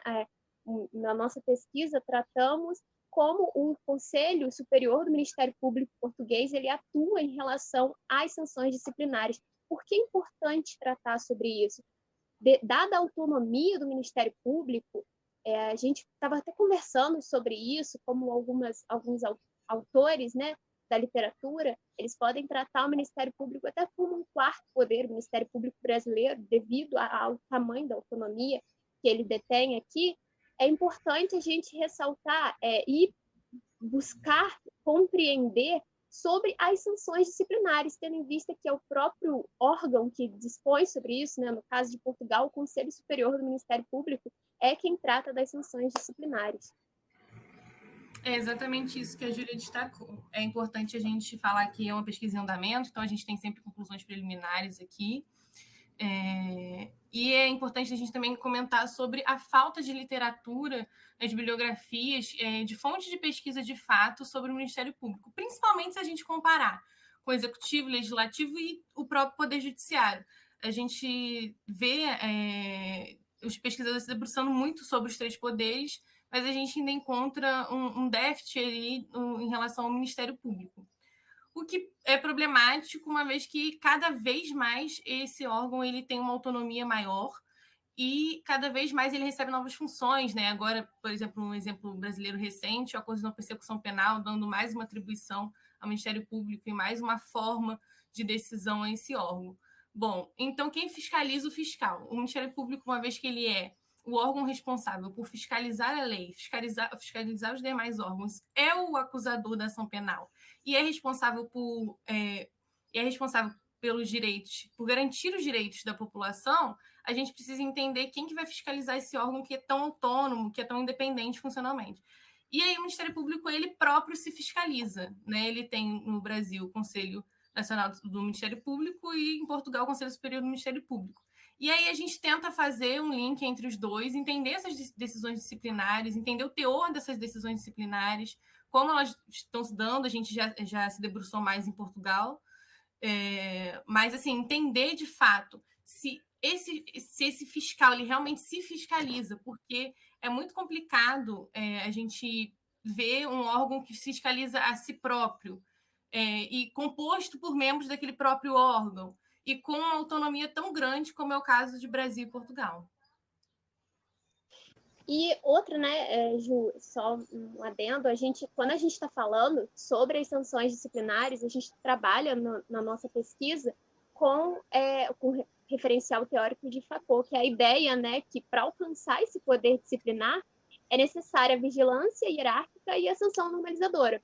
Então, a gente busca no nosso trabalho depreender se essas duas necessidades, se elas se encontram. Nós estamos trabalhando, né, Ju, se eu não salvo me engano, no período de 2016 a 2020, na nossa pesquisa, e a gente observou, através dessa pesquisa, que o quantitativo dessas sanções disciplinares, os resultados em multa para os membros do Ministério Público português, eles trazem um questionamento acerca do caráter coercitivo dessas sanções, né? Do que a gente falou, volto a repetir, sobre Foucault e a ideia do poder disciplinar em si, né? E uma vez que esse meio coercitivo disciplinar, ele tem o objetivo de corrigir e de reduzir esses desvios. A publicidade das sanções, que no caso Portugal disponibiliza, uma publicidade um tanto quanto mitigada, né? Juliana, a gente observou isso durante a nossa pesquisa, porque eles tratam com muita superficialidade acerca das sanções, não temos nomes, não temos o teor, o conteúdo que gerou esse processo, e isso impossibilita que um membro, né, que sofreu um processo disciplinar, que nós temos um conhecimento para saber se essa sanção está sendo efetivamente aplicada, né? Então, eu acredito que a Ju falou quem vigia ou vigia. De fato, se você não tem informações, como você pode medir aquele caráter coercitivo para saber se ele está sendo aplicado, de fato, da forma que deveria ser? É exatamente isso, né, Júlia? E em relação a Portugal, a gente se deparou com essa problemática muito grande, porque o órgão que fiscaliza, ele deveria ser o primeiro em transparência, né? Ele deveria dar publicidade aos atos. E quando a gente pega as decisões, a gente não tem o inteiro teor daquele procedimento para entender o que está acontecendo, a gente não sabe os nomes dos membros que estão sofrendo as sanções, as decisões disciplinares. Logo, a gente também não consegue associar se o mesmo membro tem mais de uma sanção ou não, a gente não consegue associar, como a Júlia falou, se é de fato coercitivo ou não, porque a gente não entende o procedimento desde o começo. Então, eu acho, e isso também a gente está trazendo comparativo com o Brasil. A gente precisa entender até onde vai essa autonomia, essa discricionariedade do Ministério Público, e a gente entender até onde essa fiscalização ela é de fato efetiva. Eu acho que no primeiro momento é isso, Camila, e a todos. Tá ótimo, meninas. Bom, é uma pesquisa muito interessante, né? Mas como vocês mesmas exporam, teve alguma limitação, como, por exemplo, a questão da ausência de bibliografia, né, para o estudo, para a pesquisa de vocês. Mas eu queria entender um pouquinho se a pandemia chegou a prejudicar a pesquisa ou se teve alguma outra limitação que chegou a afetar, de fato, a pesquisa. Eu respondo, Ju, você responde, eu posso começar e você complementa. Você acha melhor assim? Pode ser? Tá. Então, Camila, você fala sobre a pandemia. A pandemia em si não foi uma óbice, né, para a nossa pesquisa, até porque a gente faz isso, já faria isso de forma remota, através da literatura. Inclusive, a gente utiliza essa pesquisa, ela é uma investigação que se enquadra em institucionalismo, né, metodologicamente falando, e ela utiliza um método quantitativo e qualitativo. A gente usa de fontes primárias a legislação de Portugal, né, e secundárias. Também utilizamos os dados do Conselho Superior do Ministério Público, como a gente diz, que agora estamos trazendo foco para as sanções disciplinares. Então, como ela se caracteriza por uma pesquisa exploratória, descritiva, nós não encontramos óbices em relação à pandemia. No entanto, nós encontramos bastante dificuldade por se tratar de um objeto de estudo que é pouquíssimo pesquisado. E isso tem pouco conteúdo, é o que a Ju falou, na literatura,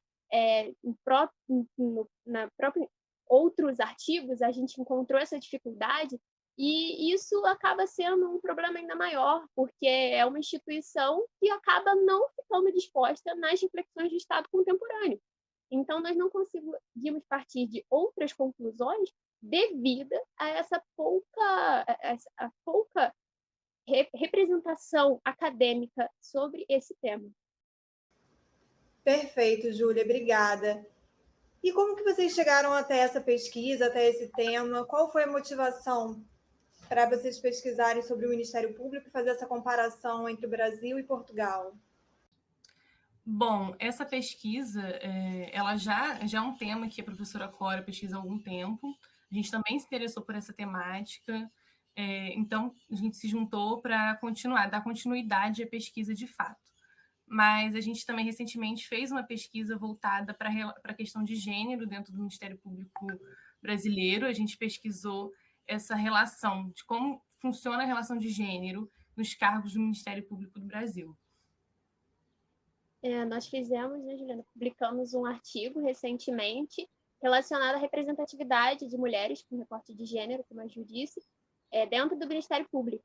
E como já era um objeto de estudo da nossa orientadora, a gente acabou continuando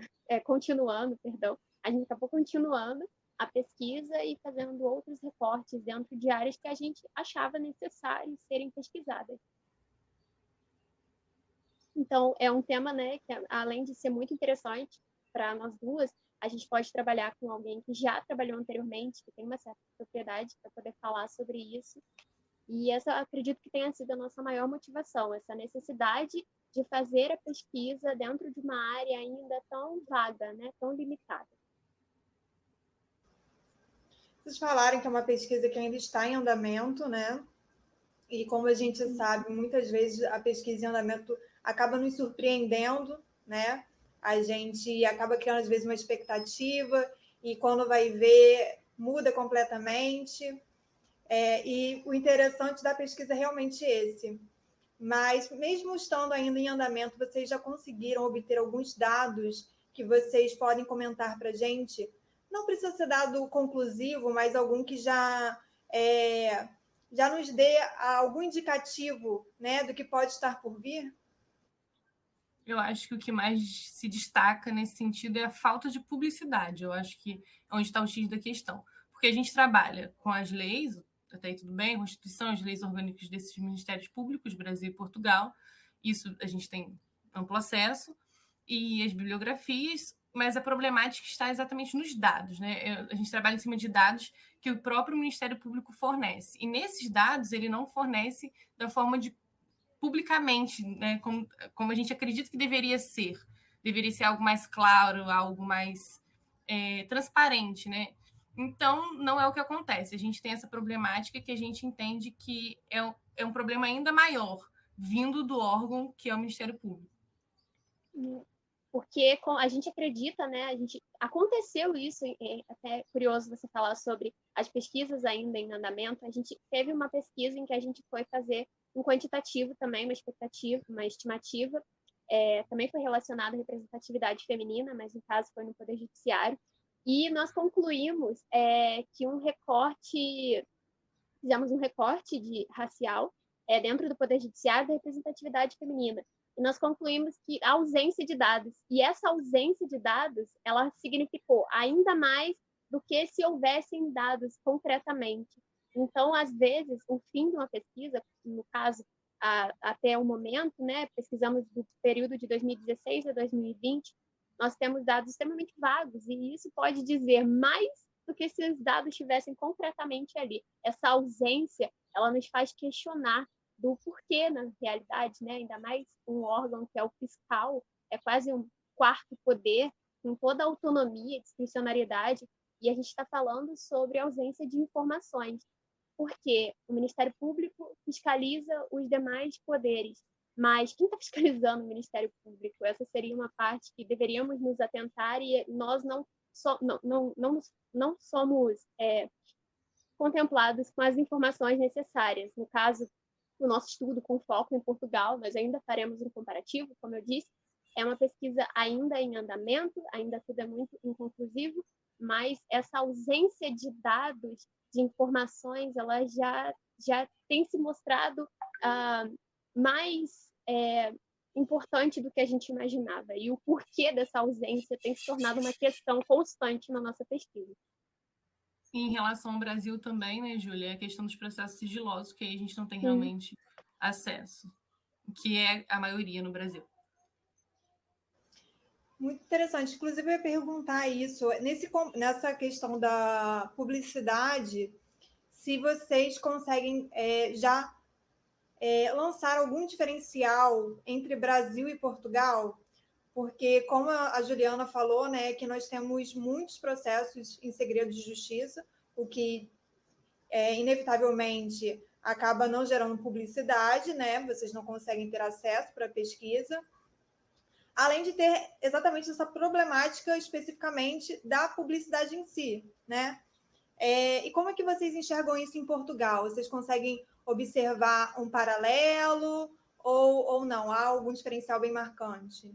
O que dentro dessas decisões disciplinares de Brasil e Portugal a gente consegue perceber logo de cara, em relação a Portugal, a gente não tem nenhum processo que seja considerado sigiloso nas decisões disciplinares contra membros do Ministério Público, o que acontece no Brasil, e aí a gente realmente não tem acesso. Agora, mesmo sendo todos os processos abertos, todas as decisões sendo públicas em Portugal, a gente não tem acesso ao procedimento completo e a gente não tem acesso ao nome do membro, né, que tá sofrendo a sanção. A gente não tem acesso, por exemplo, quando tem algumas testemunhas, alguma coisa nesse sentido, a gente não tem acesso às pessoas que participaram daquilo e a gente não tem acesso ao procedimento completo, ou seja, a gente não consegue entender 100%, né, o que deu origem àquilo ali, apenas com base naquela decisão, que tem um relatório e afim, mas por mais que seja uma decisão embasada, a gente não tem acesso ao todo daquele procedimento. E isso também é uma problemática, né, Ju? Porque não falamos, acredito que não falamos aqui, mas a maioria dos dados que nós estamos tendo coletados, as sanções são de multa. E é uma pena relativamente, que pode ser considerada relativamente branda, até porque, como não temos acesso ao procedimento, a gente não consegue compreender o que originou aquela multa, o que volta novamente à ideia de fator do poder disciplinar e da sanção normalizadora. Aquela sanção ela é efetiva, a gente não tem como saber se aquilo efetivamente está cumprindo, né, está obedecendo toda essa ordem disciplinar. Tá ótimo, meninas. O trabalho de vocês realmente é interessantíssimo. Fico aí ansiosa, né, para acompanhar e ver a conclusão dele. Mas gostaria, então, de passar a palavra a vocês, para vocês falarem algum último comentário sobre a pesquisa ou só apenas um agradecimento. Passo a palavra. Bom, primeiro agradecer aqui ao Lader por essa oportunidade, a Camila por ter coordenado esse evento e ter mediado a nossa apresentação, professora Maria Alice e professora Cora, que vem nos orientando e nos acompanhando nessa pesquisa. Faço das palavras da Ju a minha, agradecer a Camila por toda a dedicação com o evento, professora Maria Alice, professora Cora, por todo o ensinamento e estar junto com a gente agora nessa caminhada acadêmica. Eu e a Ju, nós somos pesquisadoras júnior e somos entusiastas, então a gente está bem animada e poder falar um pouco disso é muito importante para a gente. Gostaria de agradecer a todos e é isso, muito obrigada. E agradecer a Juliana também, que eu sempre, quando a gente se apresenta junto, eu faço um agradecimento especial para a Juliana, porque a gente tem vários trabalhos juntos e ela é minha parceira científica. Agradecer a Júlia nessa caminhada acadêmica. Acho que é isso. Bom, eu também agradeço a professora Maria Alice por estar sempre nos proporcionando esses momentos, né, de debate e de reflexão. Agradeço também a vocês, Juliana e Júlia, porque estão me dando suporte nessa organização do evento. E a todos que estão nos assistindo. Muito obrigada e até breve. Até breve.